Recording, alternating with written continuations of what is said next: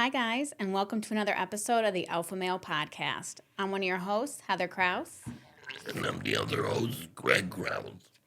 Thanks for joining us today. So, today we kind of wanted to take a break from diet, workout, everything that we love to talk about, and talk about a not so fun topic, but one that we think is so important. Because we get a lot of people texting us and stopping us on the street, wanting to ask us questions about it. Yes, and that is, what do you do if you or a loved one is diagnosed with cancer? So, there is so many things that we learned about it going through with my dad having it, and we just wish that somebody else would have, kind of gotten it before us and kind of filled us in on, what to look out for, what to, kind of, I guess, like what you should do, how to be prepared for it, when to get a second opinion, why you want a second opinion. And who you should go to talk to. Yes. To try to make sense of it for you. Yes, because there is a lot of, I don't want to say misinformation, but there kind of is a lot of misinformation out there, or information that can be better. I guess we believe that kind of what they do in like the mainstream, like what the typical kind of protocol is. Going through what we did, I mean, would you agree it's not the best? We think that there's a lot better things out there. Yeah, there's a lot of other options that your normal doctor does not tell you about. No. They try to get you in their system right away, and it's wham bam, and maybe you're cured. But we're going to keep you coming back doing this or doing that, where there's a lot of other alternatives that they do in other countries. Yeah. And other non-mainstream doctors do that have had a lot of success. Yeah, and I guess so to back it up and to kind of start from square one, I think like cancer is just such like a dirty C word. Like nobody knows. I don't think a lot of people really understand what exactly cancer is. They know it's scary. They know it can be deadly, but they don't really understand what it is. And I mean, we really didn't understand either what it was. And what it is basically, your cells kind of go haywire. It's an immunity issue that can be triggered from, toxins, certain hormones certain cancers that are caused by hormone imbalances. So a hormone can cause it. A wide variety of things can cause cancer nowadays. However, it comes down to your immune system. Your immune system is made to fight those things off. Everybody has cancer cells in their body, and they just don't get out of control because your immune system keeps it in check. Keeps right in check. Yes, and will attack it. So it basically comes down to if your immune system is not strong enough and, the cancer cells kind of start to win in the battle, then that's when things can kind of go haywire. So with that said, the problem is, and why we don't believe that mainstream like protocols really are the best, is it's like they just blast you with chemotherapy that kills all the good cells that you need to help like fight it. Along with radiation. Yeah, radiation too. They just destroy everything. It's like you needing to fix a door in your house and they come in with a wrecking ball. It's like, dude, you just needed a screwdriver and some screws to, figure it out. And what they are finding more and more, and you're seeing I think it's great and it's crazy from just like the 4 years, or no, it's only been 3 years since you had your issue, that how much more open people are on talking about like maybe radiation and chemotherapy isn't the best thing. I mean, I feel like Instagram is filled with doctors talking about different ways that they actually cured it with all kinds of different things. Ivermectin, fenbenzonal has been shown to eliminate cancer. There's different herbs that have been, and it's not quackery, which a lot of people I think kind of just is like, oh, you're like you and your herbs, like you're not going to do what the doctor, like why would a doctor tell you to do chemotherapy if it was so dangerous? Because they make a shit ton of money off of it. Like a shit ton of money off of If I it. remember correctly, I think my bill was $210,000. And that was for what, 10 weeks of 6 weeks of radiation, even better. 5 days a week.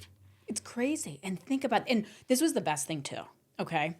Sugar feeds cancer. That is not disputed.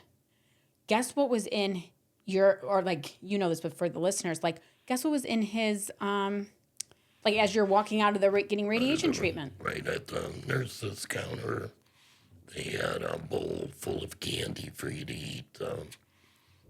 You know, give you a treat, I guess, where when they're looking for cancer, that's what they give you, sugar water, because the cancer goes right to it. So there's a lot of different things that are kind of iffy to why they do the things they do. Yeah, they just put you through hell giving you a radiation treatment or a chemo treatment. But then they're like, oh, why don't you have, like, good job. Here's a little sugary treat that'll feed those cancers more. So you might have to go to another, session of radiation and chemo. It just doesn't make any sense. Yeah, but I guess now things that I wish we would have done ahead of time, because just a real quickie thing on my me. We went to a major hospital in the Cleveland area. I'll leave them nameless. Yeah. But they're great on hearts. And sports medicine. Yeah. But anyway, they claimed I had cancer. They did a biopsy. On his throat. There was something growing in his throat. Right. They told me I had to do either surgery or radiation. But when really, time out, I'm going to go back really quick. This was a small thing on his vocal cord that by no means was life-threatening at all. It was very slow growing. Right, and it made my voice gravelly. Yes. Wow, just like now. Yeah. But anyway, they told me either surgery or radiation. And so when I looked into both of them, I thought, well, radiation, I'd still have vocal cords, so obviously I'm going to go for that. Yeah, because the surgery would have removed his vocal cords, and so he would not have had a voice. And they also presented... Well, they said maybe it would, but... You wouldn't know, right, until... No, they would make that decision when they opened me up. Which I would never...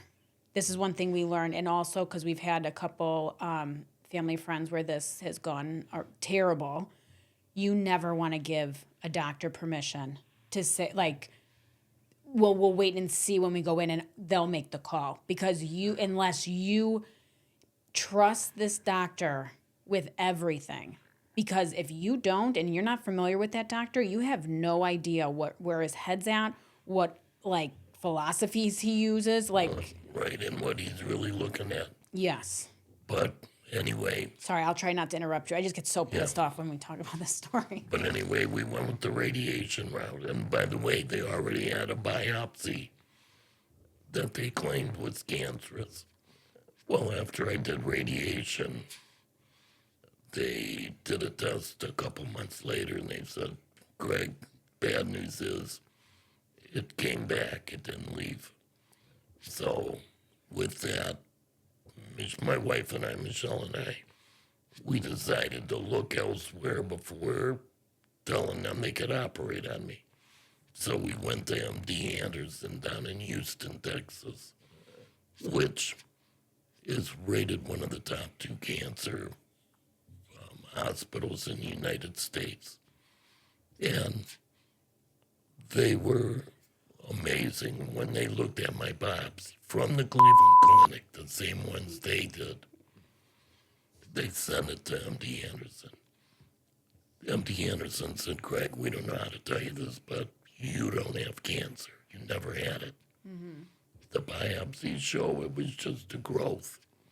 And now they said the problem is within the next 6 months to 2 years, because you got radiated, you're at a very high chance of getting cancer.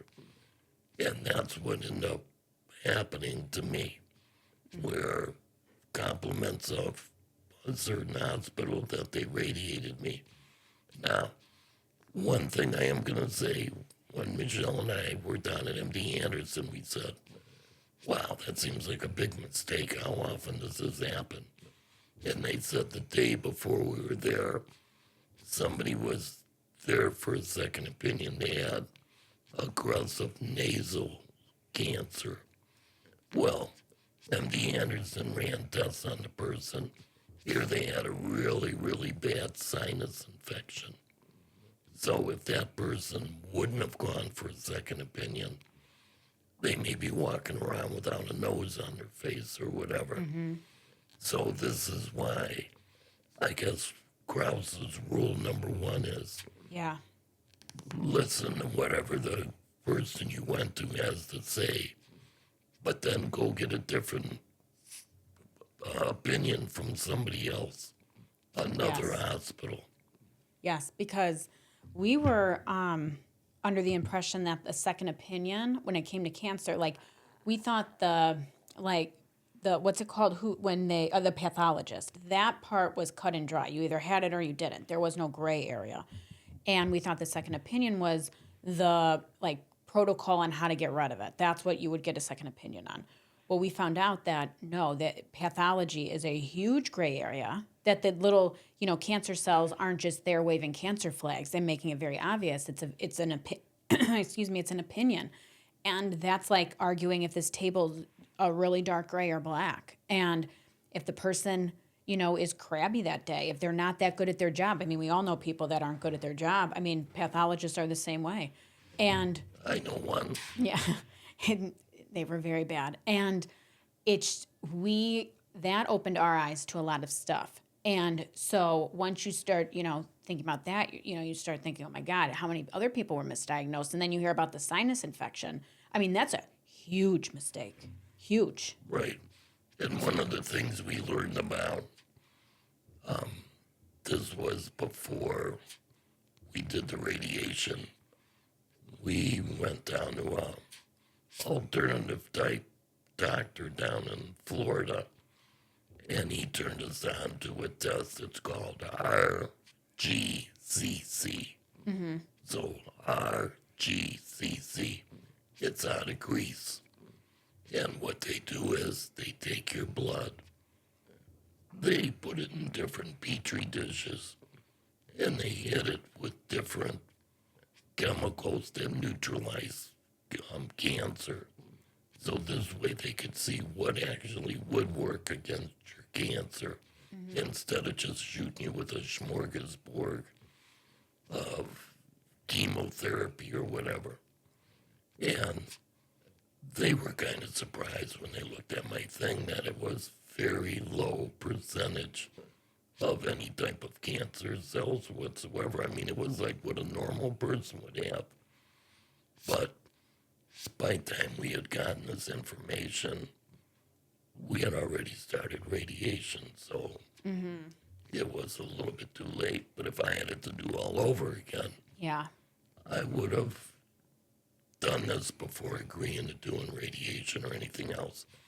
But we didn't know what the heck was going on. We're getting bombarded by everybody. Matter of fact, the one surgeon from the hospital that misdiagnosed me,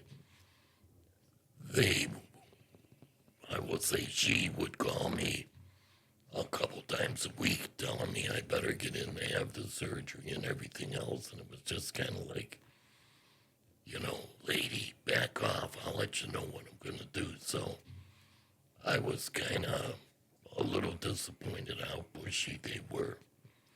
And by the way, too, I know when we tell this story, a lot of people always look at me and go and rub their fingers together like, wow, you and Michelle must have really got paid for this happening to you. We haven't made a penny off of it. No. Because the laws in Ohio, since I didn't die, I'm only able to sue up to $250,000 for me and $250,000 for Michelle. Now, if I would have deep sixed it, Michelle would be living a life of luxury. So sorry, hon. Yeah. I'm spending money instead of making it. But But there, we but if there is an attorney out there that does want to take this, we do want to say we are open because we are But- still pissed. but every attorney that Michelle had contacted, and she got a lot of the big ones around the country, they all told us it's not worth their bother because by the time you pay for an expert to come in and talk at the trial, that's going to cost tons of money. And then by the time everybody gets their little percentage, it wasn't worth it to the insurance company. They felt bad for us. And once again, I'm not telling you to go out to try to make money. We're trying to get you to prevent this, but I just want you to realize, everybody right away thinks, oh, wow, they screwed up, so you're living the gravy train. No, we're not. And I'd do anything to get my voice back the right way and just be normal again. But that's just a side note for you. But that RGCC, there's 5 places in the United States that'll work with you on that. And if you have trouble finding that, get in touch with us. Yeah. And we will direct you how to do that. But it was pretty amazing when all that was explained. And it is an amazing thing. But once again, they do that in Greece, not in the United States. Which I asked the question, why? If it has a possibility of working, why isn't it looked at, here? It's a big question. Well, I think a lot of people too have a lot of faith in the medical industry, and they think that we just do the best thing. I'm going to say blind faith. Blind faith, yes. And they do think that the medical field wants, everybody to get healthy. They want everybody, we do want the fight against cancer and we're going to beat this. They don't want that. That would dry up such a money train. They do not want to fix it. If they actually did want to fix it, they would not be treating it how they do. It makes 0 sense how they do things. And that's what I think people think, with this test. It's like, well, if it really worked, why wouldn't we be doing it? Because you make a shit ton of money off chemo. And the RGC, is it RGCC? Is that what it's called? Yes. Okay. The RGCC test, basically, lemon juice might be the thing that, a little tiny dose of chemo in a certain way mixed with this, and this is what they're going to do. And they're going to make, it's probably less treatments, and it's actually going to cure you. It's not going to, a lot of times, chemo or radiation will temporarily take away the cancer and cause it to come back. And people don't realize it that. Damages a lot of other tissues in the body. It causes all kinds of different things. So now you're a patient for life. And that's the problem. And people really do need to, especially when it comes to cancer, because just like you said with that lady, when she would call and be like, you need to make this decision on this surgery, they play the fear game. They're the best marketers in the game. And I will tell you also, when you are under fear, your rational part of your brain shuts down. And a lot of people also don't know that. So you're in this weird mind state. You were just told you have cancer, so you're freaked out. Again, fear.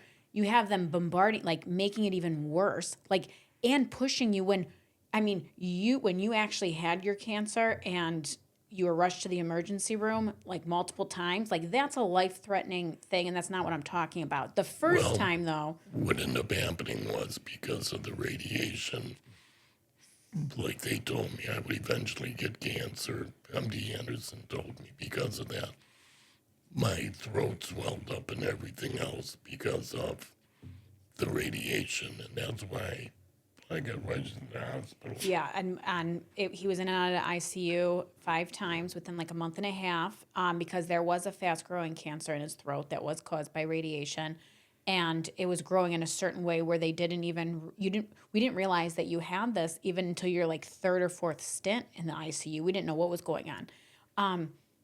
But anyway, most of the time, you have time. You can take 2 weeks and just think about it. And that's not going to make a difference.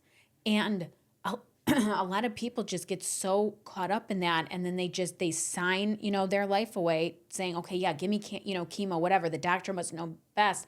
And a lot of the times you don't know the oncologist. This is the first time you're meeting them. Like you don't have a relationship with them. And this drives me crazy too. They never ask, like if they find out that you have cancer, it's not like, okay, what is your diet? What is your lifestyle? What is this? It's chemo or radiation or surgery. And you need to do it now. And like, it's just like, whoa.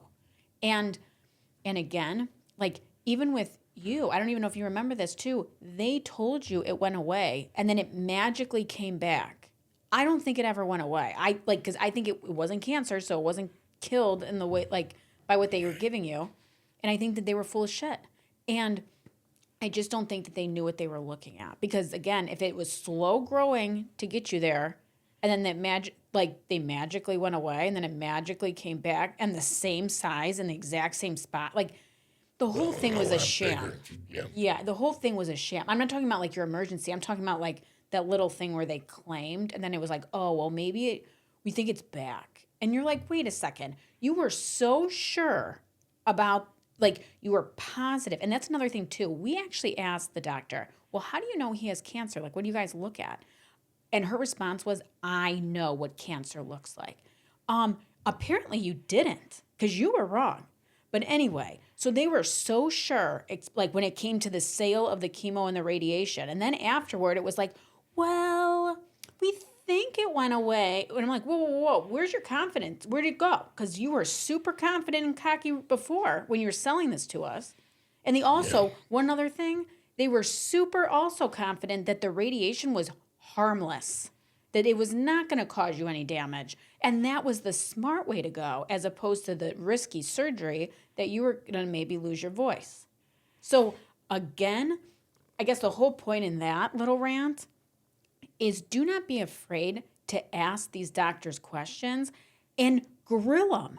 This is somebody that is you're putting your health in their hands, and you can be messed up after what they decide to do to you. You better as hell be asking these people questions and hard questions. Well, and I was just going to relate this. When you go out to buy a car, you don't go to just one dealership. You go to 2 or 3 to compare. I would do the same thing when it's something that's very life-threatening on you, because I can't tell you the number of phone calls or text messages all of us have been getting since people know what we went through, that they find out they have it. And I'm thrilled that they're getting in touch with us so that we could give them some different ideas, because it is very scary when they do tell you you got the big C word. But once again, it's not the end of the world. What you have to do is talk to other people, find out other doctors who are good. Not everybody has to be at a main hospital. Some of the alternative things that Michelle and I went and did were very good, and we learned a lot. I mean, people were coming down from Canada to get treatments at one place down around Mansfield, Ohio. And one of the big things that they pushed there was diet, like Heather had brought up, because cutting all that refined sugar and all that out of your diet, yeah, you might go through withdrawal symptoms and everything else. But I'm going to tell you something. You don't go through withdrawal symptoms from radiation. It kicks your butt. So you're better off trying all these different alternatives that you can do and talking to different people. Yeah, and again, the doctor, just like they don't know how to do diet for losing weight or being healthy, they do not know how to do diet for cancer. And that sounds ridiculous, like to think, like, well, you're going to an oncologist, they don't know how you should eat for cancer. I thought that's where their specialty is. Like, that you would think, but that's not the case. So if I think, and you can agree or disagree, if, like, God forbid, I was to be diagnosed with something, some type of cancer, I immediately would cut carbs out of my diet. And I would go straight carnivore and like, as long as I needed to. And because that sugar is what feeds it, and I would get grass fed, grass finished beef. I would get organic vegetables, like as much, any way that I can. And anything I couldn't, I would wash it tremendously. And I would cut out all this is another thing too they don't address, is all the toxins in your environment. And you could have mold in your house. I would get it checked for mold. And this, Matter of fact, that just reminded me where I taught at for the major part of my teaching career. The building had a lot of asbestos. A lot of the females that worked there, be them school teachers or secretaries or whatever aides, a lot of the females had breast cancer, which, once again, could have been caused from the asbestos that was in the building because it was very, very old. yeah, a lot of people don't realize how many toxins are in their environment. I would get an air filter to, go off your point. I would cut out all my beauty products. I would be using clean, like soaps, shampoos, all of that, because all those chemicals add up. Because again, so when your immune system fights off, you also want your liver to be cleaned out, because like processing good, and you don't want it gunked up. Right, so that it's able to help fight whatever you have. Yeah, get that all out of your body. So you don't want it clogged up with like chemicals in a nice smelling shampoo. Like, who cares? Like cut. And there's a lot of natural products out there that are great. It's not like they're just, if they're natural, they're crappy. If they're like smell good and whatever, then they're better. There's a lot of good, like effective, good natural products out there. Right. And once again, getting back to the main topic, if you are diagnosed, by all means, see what they have to say. Mm-hmm. But then go try to find another hospital that is known for cancer treatment. Now, I know most of these big hospitals have a cancer department, but I'm talking about somebody that's their specialty. Yes. Because they do a lot of different tests and different treatments that your generic big hospital doesn't do. Well, also, do you remember that one? I think it was a girl like my age. You met her. She had brain cancer. Oh, yeah. When I went to, I was getting IV treatments, like a mega dose of vitamins and everything else. And the one young lady, she was in her early 30s, a mother of a couple young children, if I remember correctly. She was getting IV treatments also. Well, she had brain cancer, and this is before I went down MD Anderson. We were talking, and she had gone to the big hospital I went to up here in the Cleveland area, and they wanted to do surgery on her where they were going to cut her skull, go in and remove the cancer, and then put some kind of plate back in her head. And once again, this is a young 30-something, nice-looking young lady, a mother, a wife, all that. Then she goes, I heard about MD Anderson, so she went down there. Yes, she did have the brain cancer, but what they did was, I know this doesn't sound pleasant, but they went through her eye, cleaned everything out, got it all, put her eye back in, and if you looked at her, you would never know that anything was ever wrong with her, that she looked like a normal, attractive young lady. So I was so happy when I heard that story, because that was one more positive thing to make me realize MD Anderson is probably a very good place. And I'm not shoving MD Anderson down your throat. I'm just telling you, if you don't have any place, that's a great place to go. And why I wanted you to talk about that girl is that's a great example of also like the importance of getting a second opinion for like the procedure or the protocol, because she would have been disfigured had she gone to the one hospital, and MD Anderson made it so she wasn't. And so there's just so many different options out there. And cured her for all practical purposes. Yes. And so that's why it is so important. And I think a lot of people get intimidated because they don't know anything like medical. They think that, doctors are super, super, knowledgeable, they're educated. And so like, you go in there and you're like, I'm just the patient. Who am I to question them? You should absolutely question them. Just like if a contractor that you don't know is going to build you a house, you're going to interview them. You're going to say like, okay, like, what's the time? Like ask them what is this plan? And a lot of people just kind of get too afraid and they just say, okay, to whatever they take it as gospel, and really it's just that person's opinion. And everybody has one of those. And if the doctor gets mad at you for asking questions, I would walk out of that doctor room insanely fast, because any expert in their field should be happy to explain to you why. And especially, too, if they just tell you. And want you to go get a second opinion. Yeah. Because that way they know they were right. Yes. And if they're so sure about it, they should have no problem. Like, just like a car salesman. If they're so sure that they're going to give you the lowest price, go ahead, go somewhere else, and then I'll beat the price. Yeah. Well, I hope this helped you out today a little bit.